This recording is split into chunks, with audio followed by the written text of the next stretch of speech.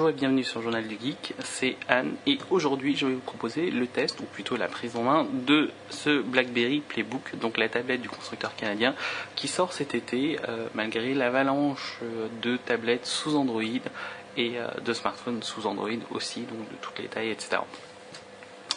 Donc un petit retour de propriétaire, comme vous pouvez le voir, c'est une tablette plutôt bien finie. Hein. Vous avez un dos en une sorte de, vous savez, de revêtement caoutchouteux là, donc antidérapant et tout ça que j'apprécie énormément. C'est un bloc, donc il n'y a pas d'excroissance, il n'y a pas de partie plus épaisse ou moins épaisse, donc c'est vraiment un design sobre, élégant, donc comme je les aime, donc tout dans la simplicité.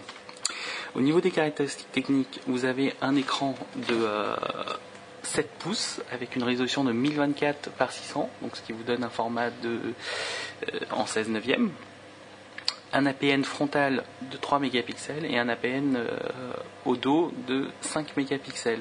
Vous avez ici un petit capteur pour la luminosité au cas où. On retrouve le logo BlackBerry ici et la même chose derrière en version chromée, donc c'est assez discret en soi.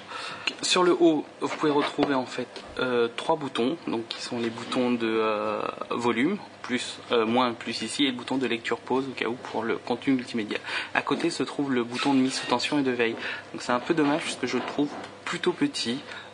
Donc comme vous avez tendance à l'utiliser, je trouve ça, si vous avez des gros doigts, il va falloir utiliser vos ongles justement pour appuyer. Donc c'est un peu dommage.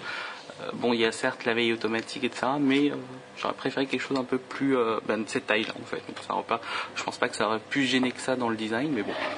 Ici se trouve le port jack, donc 3,5 mm, et en bas se trouve 3 autres connectiques, donc qui est le micro USB ici, voilà, le micro HDMI, et ici ce qu'on appelle le fameux dock en fait, on va dire le port dock parce que c'est un port qui est compatible avec le dock livré par RIM, c'est livré en option par RIM si vous l'avez acheté, et qui permettra de recharger votre appareil à 2 fois la vitesse de l'USB, donc si vous êtes vraiment un grand utilisateur, ça peut être plutôt sympa. Même si au niveau de l'autonomie, je n'ai pas eu de soucis sur ce point-là. En plus de cet écran de 7 pouces, vous avez sur chacun des côtés de la Playbook, donc les 2 enceintes ici. Donc c'est plutôt sympa tout simplement parce que le son sort beaucoup mieux. Bon, ça vaut pas non plus un ordinateur portable ou autre, mais je préfère avoir ce son en frontal, ce qui permet d'avoir un rendu plus fort et plus net par rapport à un iPad ou autre tablette qui ont tendance à laisser l'enceinte, c'est-à-dire la sortie haut-parleur sur l'arrière. Voilà. On notera aussi que tous les bords ici sont sensitifs, donc il vous permettra d'avoir des gestures en fonction, au niveau de l'OS. Voilà. Donc maintenant que c'est allumé, ça vous donne un petit aspect de à quoi ressemble l'OS. Donc comme vous pouvez le voir, vous avez forcément les applications ici que vous pouvez faire défiler, les favoris, médias, games, etc. Alors, il faut savoir que ce sont des catégories. Ces catégories sont prédéfinies malheureusement, et comme sur l'OS 6, pour l'instant on ne peut pas les personnaliser. Donc on vous a promis que ça arrivera dans un futur plus ou moins proche, mais dans l'immédiat, ils ne peuvent pas être personnalisés. Voilà, donc on va falloir faire juste avec ces 3-là. Plus la catégorie, en plus le BlackBerry Bridge, je reviendrai dessus plus tard. Voilà. Alors au niveau des gestures, on commence tout simplement, par exemple, quand vous mettez en veille, au lieu d'appuyer encore sur ce bouton pour le sortir de veille, vous avez juste à faire un petit swipe comme ça et ça le sort de veille. Donc c'est tout bête comme ça, mais dans l'absolu c'est pas plus mal et je m'en suis vite accommodé. Quand vous lancez une application, là comme ici, le navigateur, hop, on va aller sur le Journal du Geek. Donc au niveau des gestures qu'on a comme disponibles, je vais vous montrer le premier, celui que vous allez le plus utiliser, c'est celui du bas vers le haut, vers l'écran, qui permet en fait d'afficher tout le reste. Voilà. On va sortir les photos. Donc ça vous permet comme ça d'avoir tout ce qui est multitâche, donc c'est pas mal. Et comme vous pouvez le voir, c'est plutôt très fluide. Je vous rappelle aussi que le navigateur est livré avec Flash. Donc du coup, à vous les pubs ou autres évidemment. Un autre geste qu'on va utiliser plus souvent, c'est celui du gauche à droite, c'est-à-dire gauche ou droite vers l'écran, donc comme ça, qui vous permet en fait de passer d'une application à l'autre, tout simplement. Donc c'est un peu comme une sorte de alt tab, c'est pas plus mal et c'est sympa. Vous avez le haut vers le bas, qui vous permet d'avoir les options de l'application en question. Donc ici, bon, c'est pour avoir les nouvelles fenêtres, les options du navigateur, etc. Mais voilà. Mais dans les autres applications, ça peut être totalement autre chose. Donc c'est totalement en fonction du développeur. Sur le navigateur, vous avez un petit mode full screen, donc il peut être appréciable et que vous pouvez toujours accéder à votre barre, etc. par ce simple geste. Vous pouvez accéder aussi à la barre d'état en fait pour avoir le niveau de batterie, votre connectique, savoir s'il est connecté en Wi-Fi, en Bluetooth ou pas, avec le point haut à gauche, donc la diagonale vers l'écran, qui permet d'avoir la barre d'état. Voilà, donc ça ce sont les gestures de base. Bon, évidemment vous avez toujours tout ce qui est plus classique, le pinch to zoom, etc. Donc ça fonctionne très bien puisque le navigateur est basé sur WebKit, donc le même que iOS, donc qui a fait ses preuves, avec en plus du flash, donc c'est pas pour nous déplaire, pardon. Voilà, comme vous pouvez le voir, ça passe plutôt pas mal. Hop. À noter justement, parce que là vous voyez, on a pu tester des choses. En gros, ici quand vous appuyez sur plus et moins en même temps, ça vous donne une capture d'écran. Pour revenir donc au multitâche, comme vous pouvez le voir, on peut passer d'une application à l'autre sans aucun problème. Et je vais me concentrer un tout petit peu sur le navigateur internet qui est, comme vous pouvez le voir, plutôt rapide. Donc il a vraiment aucun souci pour s'afficher, que ce soit en mode paysage ou pas. Bon, évidemment en mode portrait, on voit pas grand chose, mais comme vous pouvez le voir, ça reste plutôt lisible. Donc avec une densité, je ne peux pas vous donner le chiffre exact, mais 1024 par 600 sur un écran de 7 pouces, quand vous voyez ce que peut donner un iPad avec du 1024 par 768 sur un 9,7, ça vous donne une idée de la densité de pixels, et c'est pas plus mal aussi. Pour ce qui est du navigateur, donc inutile de vous rappeler qu'il tourne sous Flash, et vous n'aurez aucun souci à faire tourner des sites comme M6 Replay par exemple. Voilà. Donc là-dessus, si on l'a testé, il charge sans problème. Donc contrairement à une tablette sous Android 3.0 qui demande encore de l'optimisation, là-dessus le Playbook s'en sort magistralement. Enfin, dès lors qu'il aura fini de charger, évidemment. En attendant que ça charge, à titre de comparaison pour vous donner ce que vous aurez forcément sur iOS, mais ça vous le saviez déjà. Hop. Clac. Voilà.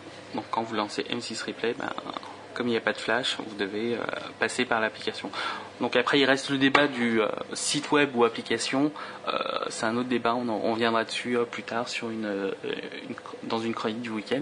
Puisque c'est vrai qu'on est en train de tous se poser la question de savoir s'il vaut mieux, par exemple pour du contenu, vous développer un site web totalement compatible avec tous et optimisé. Et ou alors une application pour chaque plateforme, comme c'est en train d'être le cas avec iOS, qui est malheureusement ou heureusement leader sur le marché. Voilà, donc comme vous pouvez voir, là-dessus ça marche sans problème. Vous pouvez lancer, bon c'est pas aussi rapide encore qu'un desktop, mais là-dessus par exemple on va lancer le 1245 d'hier. Ça tourne plutôt pas mal et vous pouvez voir qu'en plein écran ça pose aucun souci. Bon, évidemment je crois qu'il y a la pub. Donc pendant ce temps, donc voilà, vous avez la pub, et là si vous voulez voir une puissance, la puissance de la Playbook en termes de multitâche, un petit coup vous voyez que tout tourne encore, et ça ne vous empêche pas de revenir là-dessus, il n'y a aucun souci. Bon, en attendant, donc la vidéo va commencer, comme vous pouvez voir, tout le site est en flash sur M6 Replay, et là-dessus, le Playbook n'a aucun souci pour faire tourner la vidéo, hop, que ça soit en full screen ou pas. Bonjour à tous et bienvenue dans ce dossier à l'oreille des automobilistes. C'est interdit par la loi. Voilà, donc vous pouvez voir le flash tourne pas sans problème, et là le multitâche continue. Vous avez par exemple qu'à lancer une vidéo, hop, le son se coupe de l'autre côté, et là-dessus plus aucun souci. Donc je vous mets un film par exemple, Hitman, oui. Parce que je peux vous rappeler que certains ne connaissent pas encore Hitman, donc c'est un peu dommage, mais pour moi c'est un des meilleurs films d'arts martiaux de tous les temps. Pour la petite info, Hitman c'est l'histoire en fait du maître de Bruce Lee, et c'est pas mal du tout. Bref, là pour cette vidéo, c'est du MP4 en 720p. Donc comme vous pouvez le voir, ça tourne sans aucun souci. Et comme la Playbook est optimisée pour une sortie directe avec avec sa partie PowerVR sur un écran jusqu'en 1080p, ben, ça tourne sans aucun souci. Voilà. Et comme d'habitude, hein, c'est du multitâche. Vous pouvez passer d'une application à l'autre sans aucun souci. Voilà, vous reprenez votre vidéo là où elle était, pour peu que votre connexion soit bonne. Vous arrêtez cette vidéo, vous reprenez votre vidéo en 720p et ça tourne toujours sans aucun souci. Ce qui n'est pas le cas de pas mal de tablettes. On a pu essayer avec la Zoom ou une autre sous Android 3.0, ça ne tourne pas de la même manière. Voilà, pour vous montrer encore une puissance, une idée, vous donner une autre idée de la puissance du navigateur, on va prendre une vidéo de StarCraft, oui, parce que je fais partie de ceux qui regardent encore beaucoup les vidéos de StarCraft, de Street Fighter sur le net. Donc là, le lecteur flash s'affiche, comme vous pouvez le voir. Donc là-dessus, il n'y a aucun souci. Là, on est en 360, on va le passer en 720p. Voilà, là, on est en 720p. YouTube HD. Et vous pouvez voir que ça tourne sans aucun souci. Comment ça va, Tude? Hop, voilà, passage en full screen, pardon, lecture. Et vous pouvez voir que ça tourne sans aucun souci. Voilà. Et on peut même essayer de pousser le vis jusqu'en 1080p.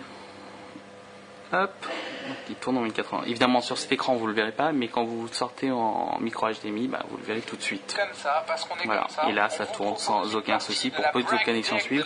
Heureusement qu'on a la fibre optique au bureau, ce qui permet quand même de faire du streaming en 1080p sans avoir trop de problèmes. Voilà. Un autre exemple, on va aller sur Vimeo, hein, tout simplement.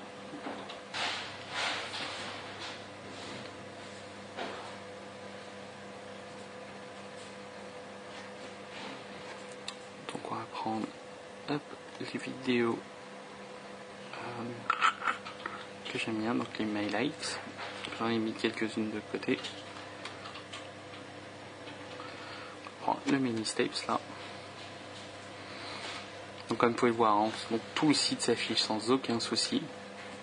Et surtout, contrairement à iOS par exemple, c'est que vous n'avez pas vous n'avez pas juste un affichage en HQ, donc c'est-à-dire en la qualité maximale. Là, vous pouvez être en HD sans aucun souci. Et là, vous voyez que dès lors que le stream passe très bien, hop, vous mettez en full screen et là, c'est très très propre.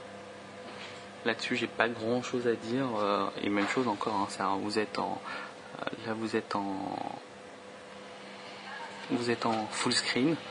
720p sur Vimeo en streaming, il y a une multitâche, mais elle continue sans aucun souci. On va relancer une vidéo pour vous donner une idée. Voilà, une vidéo. Toujours la même vidéo que tout à l'heure en 720p, donc sans aucun problème. Donc en parlant de vidéo, donc, elle vous propose non seulement la compatibilité MP4 que tout le monde propose maintenant, mais aussi avec des DivX et du WMV, etc. Donc bon, pas tous les formats des DivX non plus, donc DivX, Xvid, etc. Il y aura sans doute des formats qui vont pas coller, mais dans l'ensemble de ce qu'on peut trouver sur Internet, personnellement, je n'ai pas eu trop de soucis. Voilà. On reprend la vidéo ici.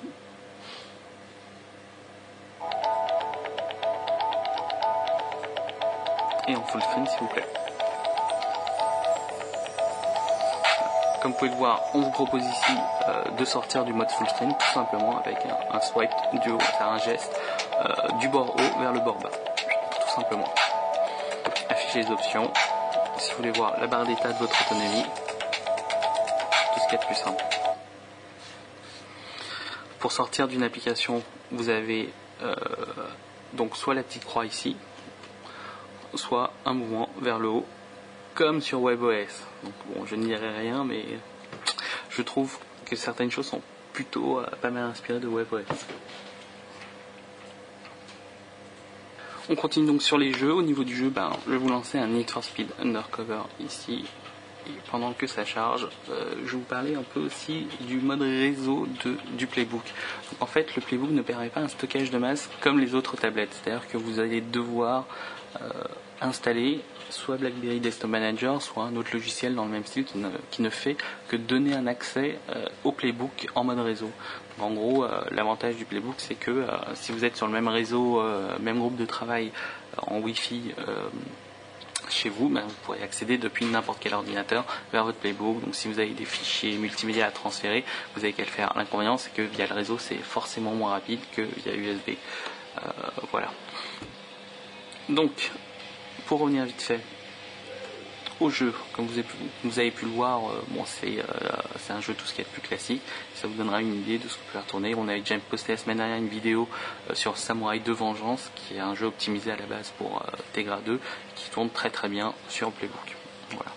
Donc là, c'est pas le plus beau des jeux, mais bon, ça vous donne une idée de ce qu'on peut faire.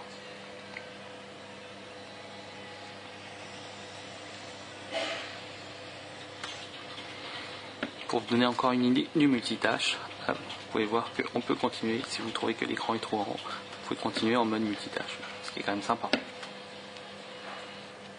Au niveau multimédia, qu'est-ce que je veux dire? Donc au niveau multimédia, je vous ai montré les vidéos. Donc les vidéos, elles sont compatibles DivX, MP4, WMV. Donc bon, pour les DivX, il y a un peu de tous les formats. Et non, tout ce qui est le plus exotique ne passera pas, mais de tout ce que j'ai pu trouver, on va dire, sur internet, c'est passé sans problème. Dommage qu'il n'y ait pas du support des sous-titres et que le fichier vidéo ne permette pas d'autres choses. Et un petit tour vite fait au niveau de la fonction enregistrement vidéo, puisque le Playbook permet d'enregistrer des vidéos jusqu'en 1080p, que ça soit devant ou derrière. Donc c'est pas mal du tout.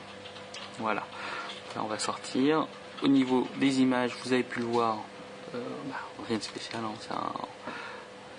c'est un visualisateur d'images. Vous classez ça par dossier, c'est mis ça en album, et puis voilà. Hop, je reviens. Un petit rappel sur le bouton plus et moins qui, pressé simultanément, vous propose de faire une capture d'écran. Au niveau de la musique, bon là je suis un grand fan de Glee actuellement, mais j'ai juste fait un drag and drop depuis mon iTunes ou depuis certains, et tout est pris en compte au niveau des tags. Donc vous pouvez le voir ici par exemple, ça pose aucun souci. Voilà, oui j'aime bien Glee, et alors. Voilà, je vais couper le son quand même, pour pas embêter nos collègues à côté. Évidemment, tout tourne en tâche de fond, sauf que dès que vous allez sortir de l'application, ça va tout couper. Mais si vous voulez le mettre en tâche de fond dans votre sac par exemple, vous avez juste à le mettre en veille et ça passe sans aucun problème. Vous avez une application YouTube. Vous pourrez aussi télécharger sur la porte gratuitement le Reader Digest, qui est en fait la première application de magazine qui est basée justement sur la suite Adobe Publishing. Donc, pour ceux qui connaissent déjà Wired sur iOS, c'est exactement la même chose puisqu'on retrouve le même moteur. Donc, vous pouvez le voir ici, optimisé évidemment pour la taille de l'écran du Playbook. Voilà. Vous avez juste, ici, vous affichez les vignettes en haut ou à côté, et à chaque fois, c'est du haut, du bas, avec le contenu multimédia que propose justement ce type de magazine, et c'est pas plus mal. Voilà, avec les raccourcis, etc. Donc comme vous pouvez le voir, c'est très rapide, donc ça veut dire potentiellement que tout ce que vous trouvez qui utilise Adobe Publishing, qui est disponible actuellement sur iOS, arrivera forcément un jour, soit sur Playbook, soit sur Android, soit sur Windows Phone. Voilà. J'ai trouvé d'autres applications sympas pour ceux qui se demandent, Comics par exemple, donc ça vous donne qui permet en fait de lancer des scans tout simplement. Donc vous avez juste à et du coup le format 7 pouces est plutôt pas mal optimisé pour ce genre d'utilisation.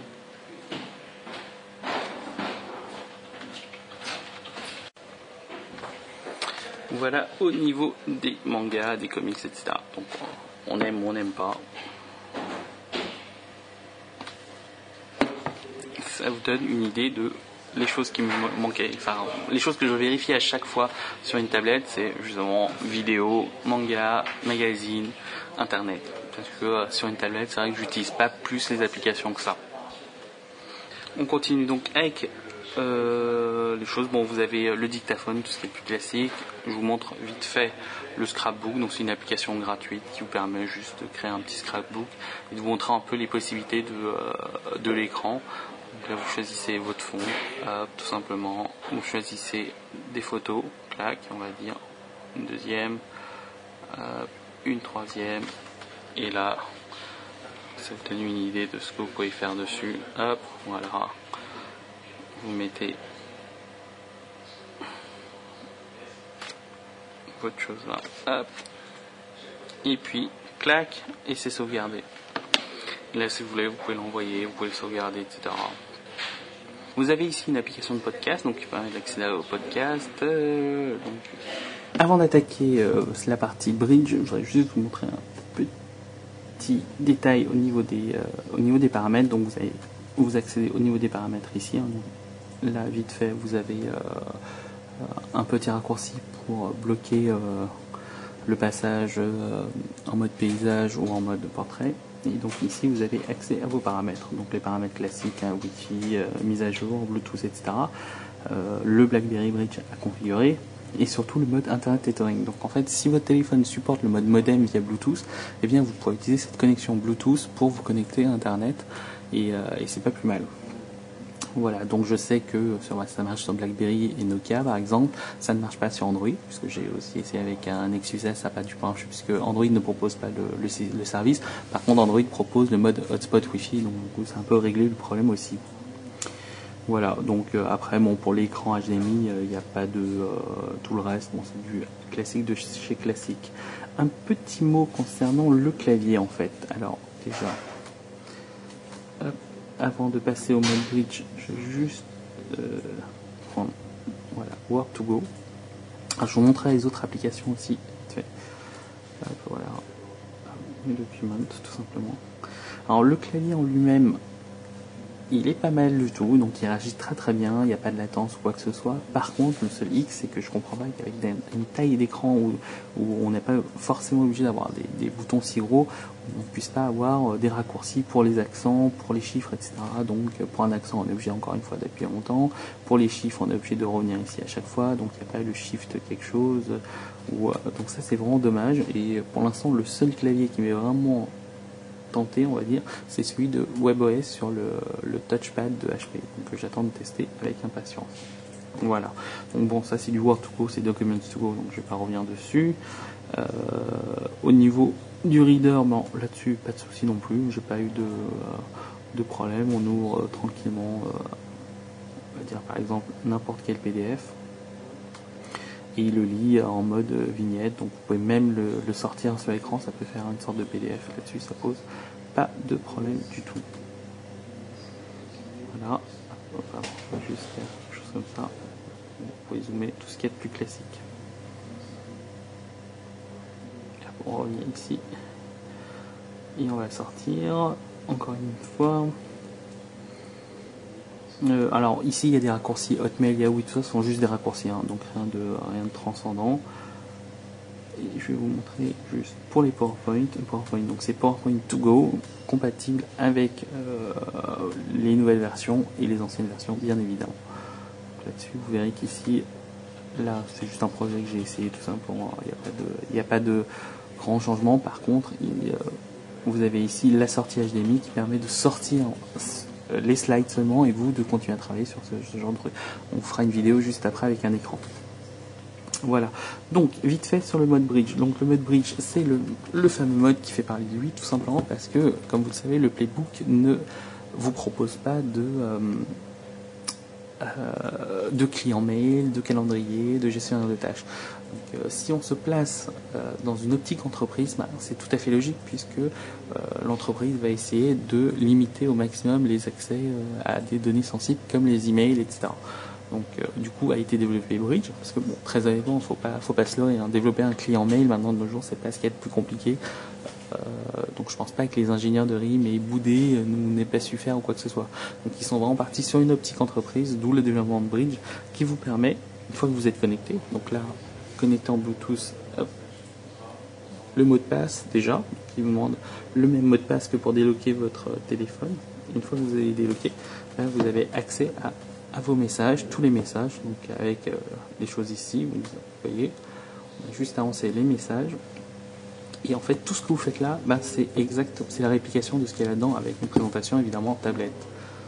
Voilà. Donc, rien de bien spécifique.